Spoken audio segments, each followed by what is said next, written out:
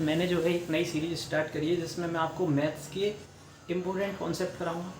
ठीक है, ये कॉन्सेप्ट सीडीएस के लिए तो इम्पोर्टेंट है ही और ऑब्वियसली प्रीवियस ईयर क्वेश्चंस भी हैं, लेकिन ये बहुत ज़्यादा इंपॉर्टेंट है, आपको करने ही चाहिए। और आप साथ में एसएससी सीजीएल की तैयारी कर रहे हैं तो उसके लिए भी ये बहुत ज़्यादा हेल्पफुल होने वाले हैं। आप किसी भी टीचर को देखिए, जब भी वो ये कराएंगे तो हमेशा बताएंगे कि इंपॉर्टेंट है, बट वो पूरी क्लास में बताएंगे और मैं आपको डायरेक्ट कॉन्सेप्ट बताऊँगा 5-10 मिनट में। ठीक है, तो कॉन्सेप्ट 1 मेरा जियोमेट्री फेवरेट है, तो ये जियोमेट्री से उठा रहा है ना। तो इसमें क्या है, देखिए ये एक ट्राइंगल है ए बी सी, आपको दिख ही रहा होगा। ये सर्कल है, ओके, उल्टा सीधा बना है बट आप मैनेज करेंगे। इसका सेंटर ओ है। अब आपको अगर पता हो, जैसे ये एक सर्कल है और यहाँ से इस बिंदु पर जो टेंजेंट डाली जाती है ये बराबर होती है। ठीक है, आपको पता है ना ये बात।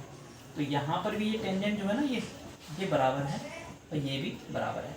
तो यहाँ पर कुल मिला के जो कॉन्सेप्ट जो कहता है वो आप लोगों को वैसे पता होना चाहिए, A B plus B C plus C A, यानी कि ये क्या हो गया, मैंने ट्राइंगल का पेरीमीटर ले लिया, ये बराबर होता है आपका 2AE के, 2AE।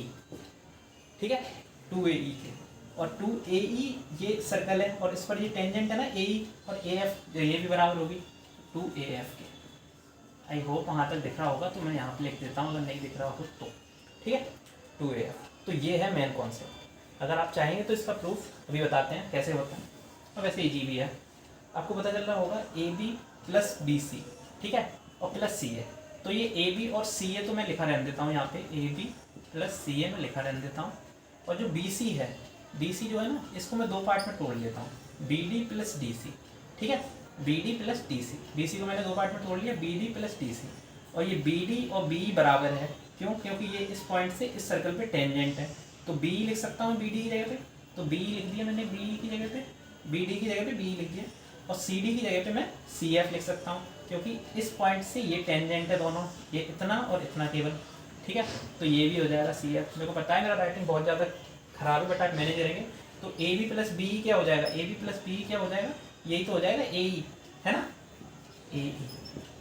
ठीक है, और CA प्लस CF क्या हो जाएगा, CA प्लस CF क्या हो जाएगा 2AF। ठीक है, तो सॉरी AF हो जाएगा केवल, ओके। लेकिन आपको ये भी पता होगा कि ये AE और AF बराबर हैं। ठीक है, क्योंकि ये भी टेंजेंट तो जा रही है सर्कल पे, ये इतनी टेंजेंट है तो ये बराबर है ना। तो AE को AF लिखूँ या AF को AE लिख लूँ, अगर मैं AF को AE लिखूँगा तो 2AE हो जाएगा, और AE को AF लिखूँगा तो 2AF हो जाएगा। वही लिख रखा है बस मैंने। तो ये है आपका कॉन्सेप्ट नंबर 1 और मोस्ट इम्पोर्टेंट है, आप इसको नोट जरूर करें इतना। ठीक है, डायरेक्ट आपको पता होना चाहिए। ठीक है, मैंने आपके लिए सवाल कंस्ट्रक्ट किया है कि अगर इसमें ये वैल्यू मान लीजिए 5 दी है, A भी 5 दिया है, A से 7 दिया है और BC की वैल्यू आपको 8 दी है, तो यहाँ से आपको AE की वैल्यू पूछे, इसकी AE की, तो कितनी आएगी ये बताइए। ठीक है, AE की। तो फिर देखो मैंने अभी आपको बताया है कि 2AE, यानी कि इसका पेरीमीटर जो होता है 5 और 8 13 और 7 20, ये हमेशा 2AE के बराबर होगा। तो A की वैल्यू कितनी आ जाएगी 10। ठीक है, सिंपल, ये समझाना चाह रहा हूँ। और क्वेश्चन जो है बिल्कुल सिंपल आएंगे, आप इसको ऐसे भी लिख सकते हो, ट्राइंगल का पेरीमीटर बराबर 2AE। ठीक है, और या फिर 2AF, यहाँ से AF पूछता तो भी सेम वैल्यू आती, तो ऐसी कोई दिक्कत वाली बात है नहीं। तो आई होप ये वाला कॉन्सेप्ट आपको समझ में आया होगा।